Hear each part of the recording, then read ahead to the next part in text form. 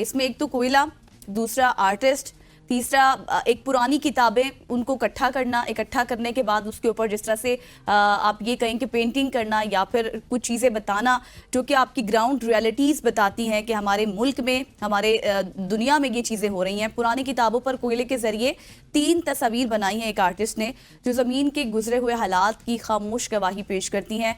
कोयला ताकत और इस्तेकामत की अलामत भी है, जबकि जर्द कागज़ वक्त के असरात की निशानदही भी करता है। ये खाके माजी के तजुर्बात और जिद्दोजहद की दास्तानें बयान करते हैं, जिन्हें अल्फाज के बजाय आर्ट के ज़रिए पेश किया गया है।